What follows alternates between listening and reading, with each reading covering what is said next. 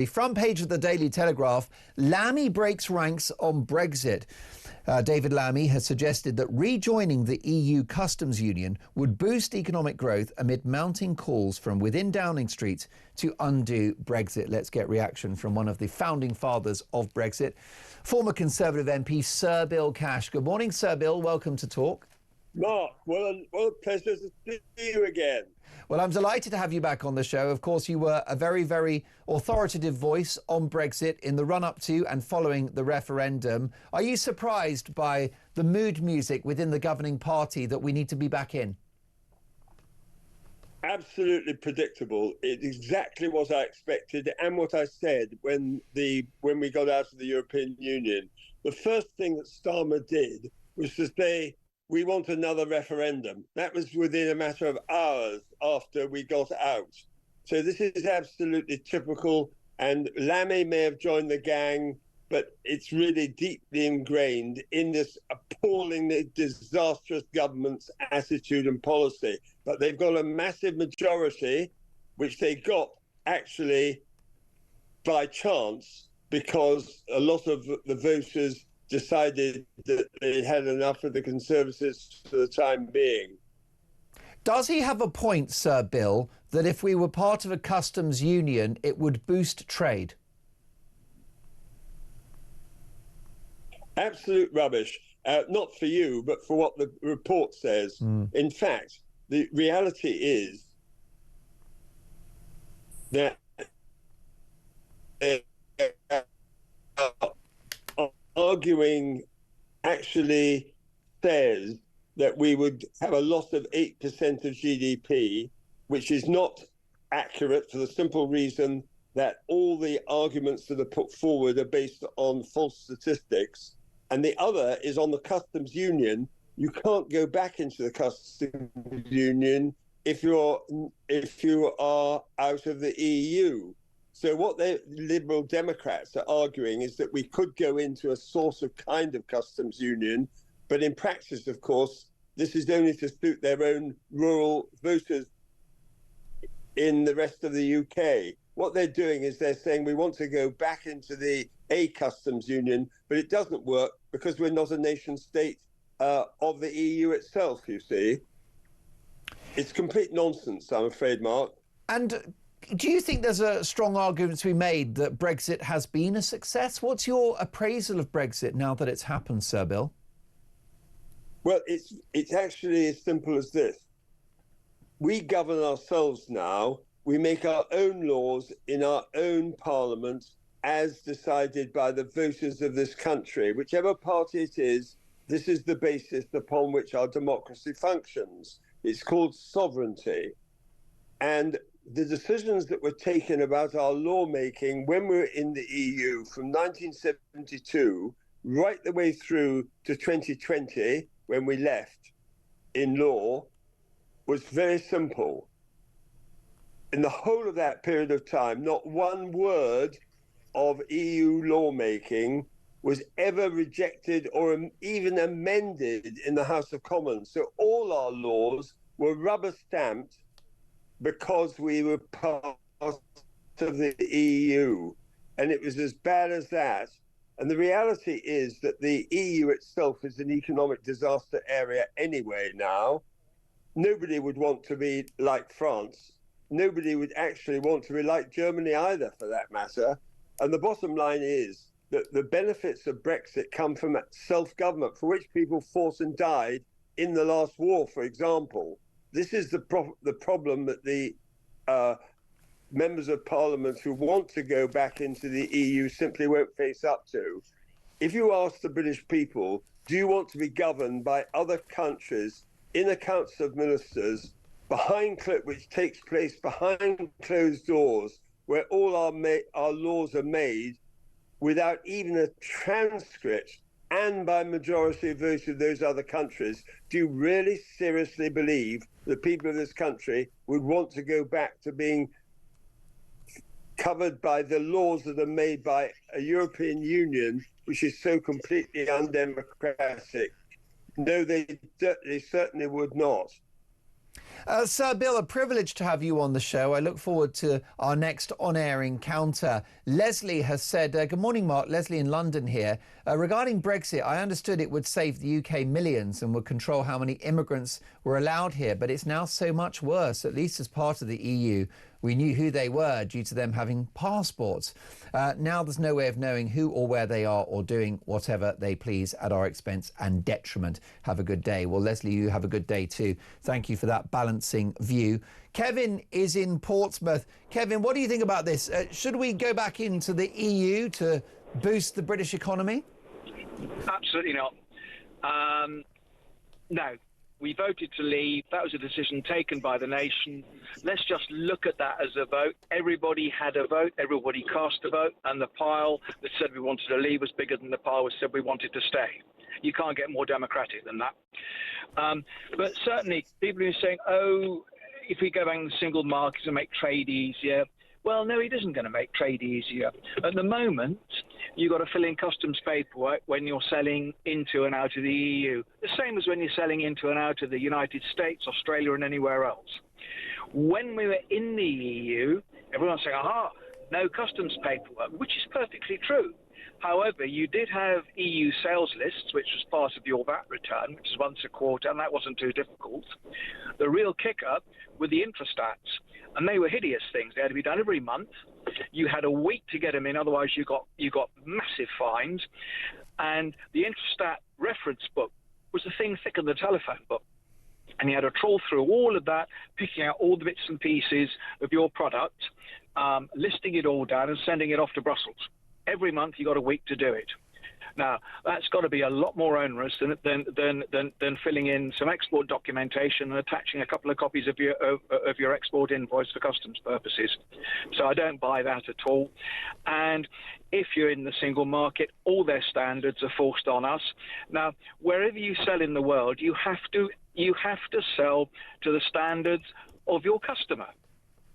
So let's just take a really simple example, molded plugs. You buy an appliance in the UK, it's got a molded plug on it, okay, which is great. It fits in our plug sockets a treat. If you're going to sell that same product to France, you've got to have a French molded plug on it because they've got different plugs to ours. And if you're going to sell to Germany, you've got to have a German one because they're not quite the same size as the French ones. So you're always going to have to abide by the requirements of your target customer. It's as simple as that. Same with cars. You've got to have a left-hand drive car if you're going to sell it in Europe. So it's a nonsense argument. And coming from Lammy, you can't even count to 8. Quite honestly, it is ridiculous. Kevin, brilliant call, and thank you for pointing that out. The bottom line is we've had the Brexit debate. Kevin is so right about that. We've also had, by the way, more robust economic growth than Italy, than Germany, the so-called powerhouse of Europe. We're not spending £20 billion a year for the privilege of membership. What it means to be out of the EU is we've got a security guarantee against ever being in the euro or part of a single European army. I think it's a good thing. And I think that what we need to do is to have a government that can actually tap into the advantages of Brexit. Is the chairman ready?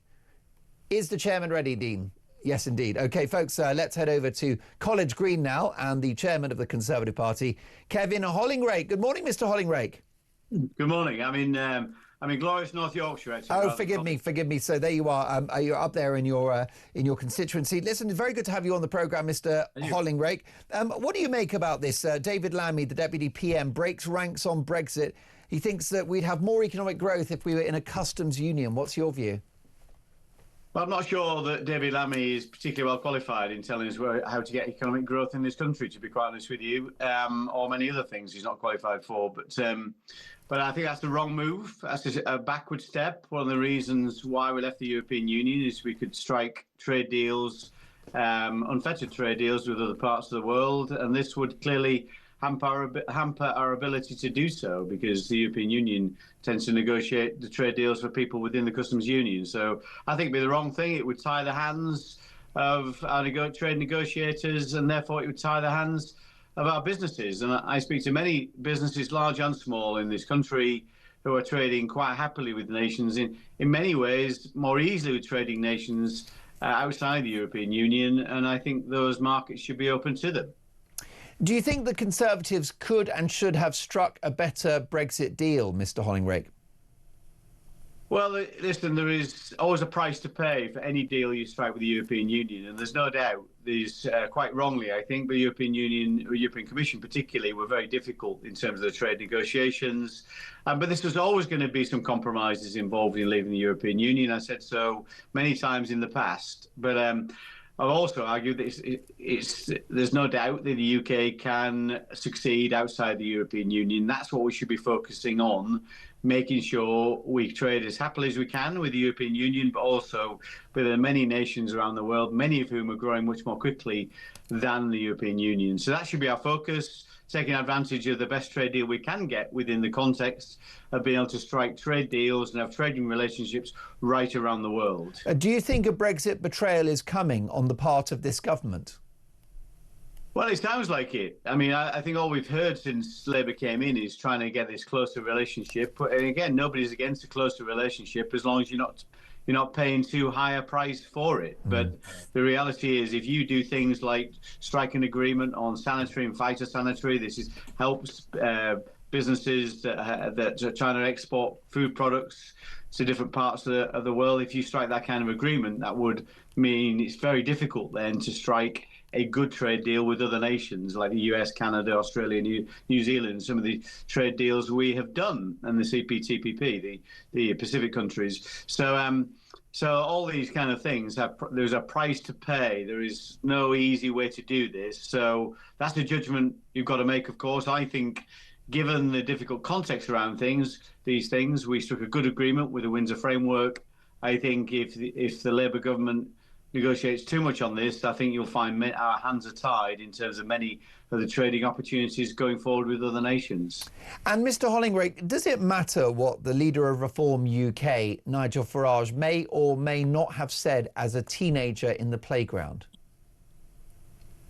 Well, listen, that's a matter for him. I think this playground's an interesting word. I think some of these things were said when he was in his late teens. So I think many of us said things, I'm sure, back in the playground years ago. But so what I've read in various different publications is some extraordinary things were said, and some of the people who've been subjected to those kind of comments have spoken out, saying how badly affected they were at that time. So what's not clear here is Nigel Farage seems to admit that he said something, and he said some things that were anti-Semitic, I think, but then hasn't said exactly what he has said or apologised for it. That's, I think, his difficulty here. So, of course, you could say that was a long time ago and I made those mistakes, but I think it probably would be useful to make a clean breast of exactly what was said and to whom. You know, the Conservative Party likes to pitch itself, Kevin, as a sort of common sense party living in the real world, not a woke bubble. And there are many issues facing this country: inflation, unemployment, low growth, the boats crisis, unsustainable legal migration. The BBC and The Guardian focusing on what Nigel may or may not have said decades ago. Many of my viewers and listeners think it is a nonsense, that we all said outrageous things when we were young. We want to shock our friends. Diane Abbott revealed that she was on a journey back in the day when she supported the IRA. I mean, this is just trivial, unimportant politics, isn't it? And I don't know why the Tories aren't calling that out. Well, you asked about it. Yeah, but you're not condemning it, because I don't think it matters. I couldn't give two figs what Nigel Farage said at the age of 16. I don't care. What I'm interested in is his manifesto for the next election. And I'm very surprised that the Tories are not dismissing this story as well.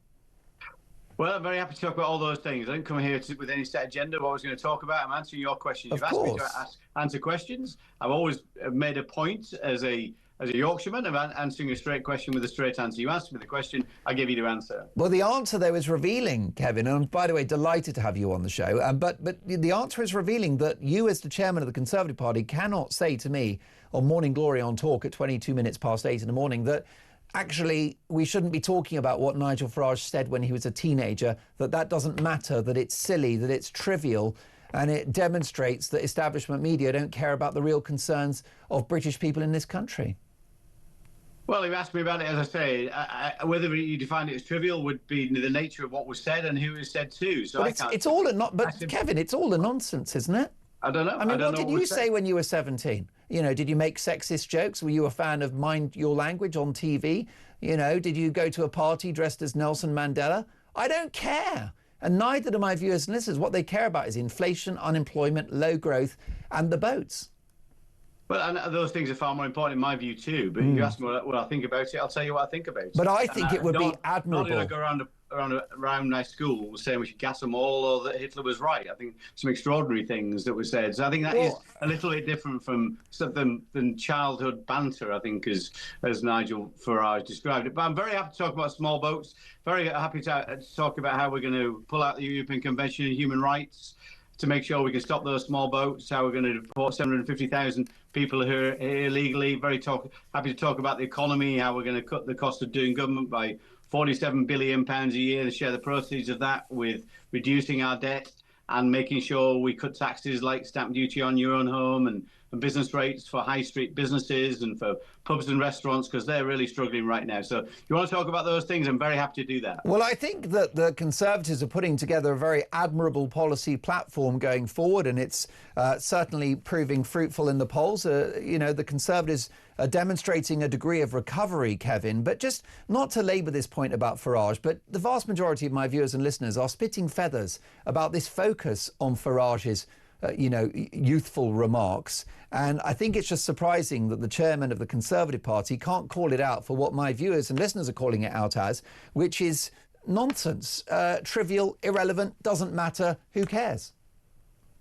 Well, Richard, again, you brought it up, not me. I mean, whether you have those views or not is up to you. I speak to lots of people, and it's a matter of conversation. Views. Is Nigel Farage an anti-Semite, Kevin? I don't know. I have no idea. Well, of course he's not. Reform are the most robustly pro-Israel party out there. Well, okay, that's great. And listen, that's I'm not saying anything Nigel Farage has said in recent years would contradict that. You know, I'm very, very, I'm very happy to condemn anybody who's anti-Semite in this country, and it should be we all call out those kind of people who are anti-Semitic or indeed are prejudiced in any other way. Of course. I mean, is there any evidence that Nigel Farage has got an anti-Semitic bone in his body?